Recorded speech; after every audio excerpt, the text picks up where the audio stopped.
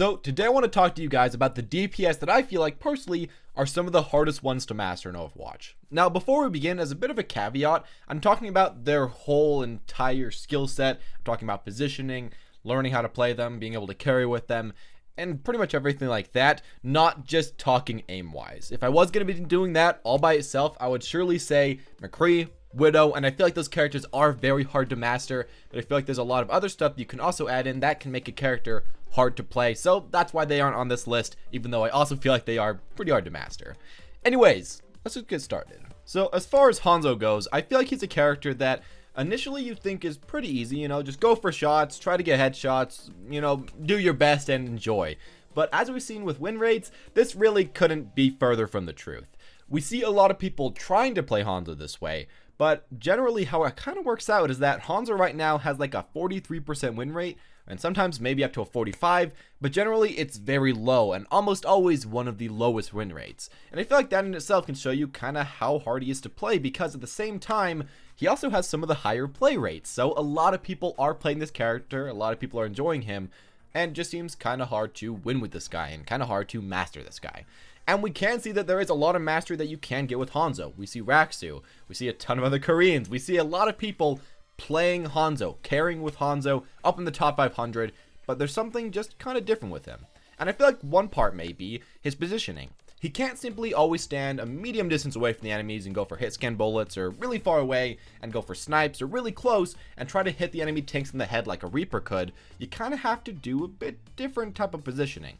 When you're trying to get kills consistently, you got to get close up, go for those headshots, and I guess take out a lot of flankers, which is very unsafe.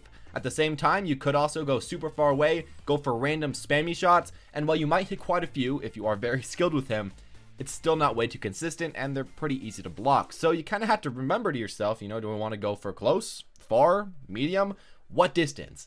It's kind of hard to go for and to be very consistent as, because you have to kind of, I guess, base consistency versus actually getting kills, and I guess versus you killing yourself, which is kind of hard to put together. Now, as well with Hanzo, I feel like something that we can't forget is his aiming.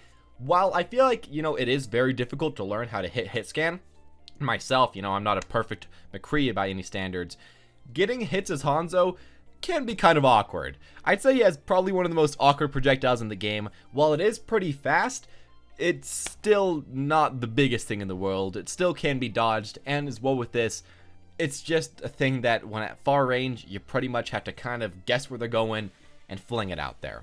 Overall, when you put this all together, I feel like he's a very hard character to master and really takes a lot of time to even start doing okay with and to even be a character that you want to pick up in the first place. Now, to Doomfist, I always feel bad for Doomfist. Doomfist was a guy that I was really excited for. I thought his kit looked cool. I thought everything looked amazing. I thought he looked kind of hard, but really impactful.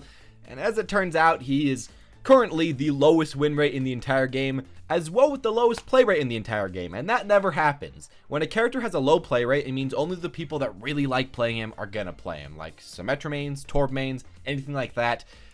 Yeah, with Doomfist that doesn't really happen. With Doomfist, even with those mains, it's still not working out way too well for him. I feel like the problem about Doomfist and the thing that makes him so hard to play is that, like, most other characters in the game kind of counter him, and when you play Doomfist, you have to really learn how to play around your counters. It's hard to play against Junkrat, it's hard to kill a lot of the long-range DPS, it's hard to get in on some of the tanks because you can't one-shot them, and it's hard sometimes to kill the supports because they can fly around, they can move around really easily, they can get behind walls, and overall, you really kind of have to pay attention to yourself and get your positioning down extremely well compared to other DPS. As Doomfist, you need to get picks, you need to get those right clicks, and as it is right now with the really kind of awkwardly small hitbox, you got to get really good in to do that.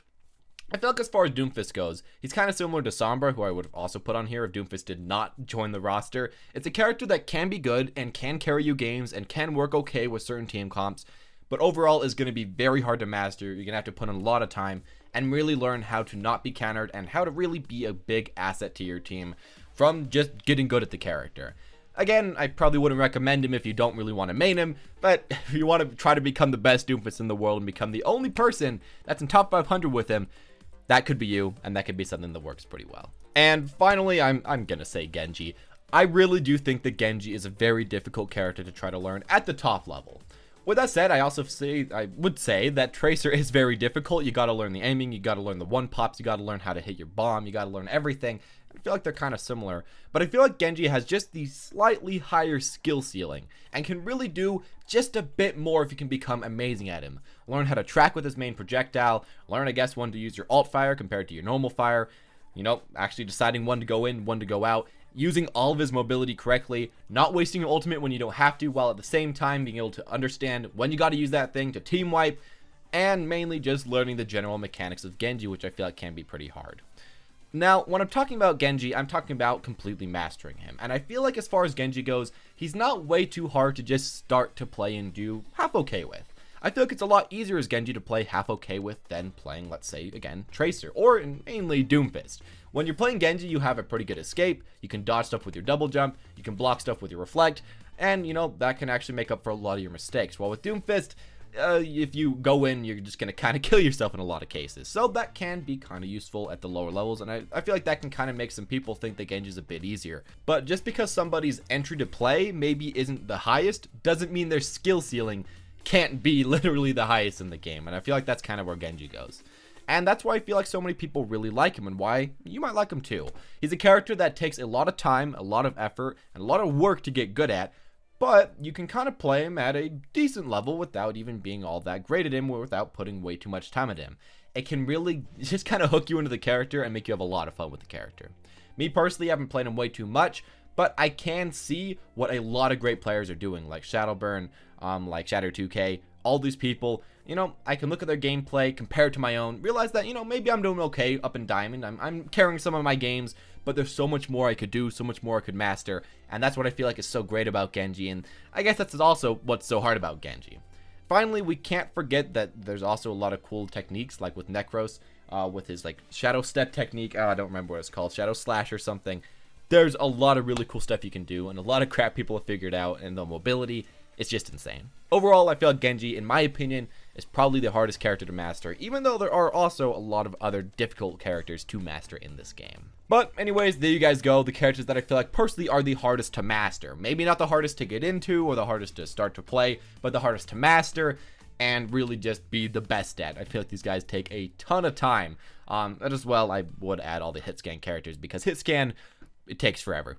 You do have to really just learn your aim completely, but you do have to learn your aim with all these characters, so take it as you will. Anyways, as always, guys, thank you all for watching. Hope you enjoyed. If you did, make sure to leave a like and comment down below what character you feel like I personally missed in this list. Anyways, as always, guys, thank you all for watching, and have a wonderful day. I'd like to thank Gilded.gg for sponsoring this video and mainly helping me a lot through the adpocalypse.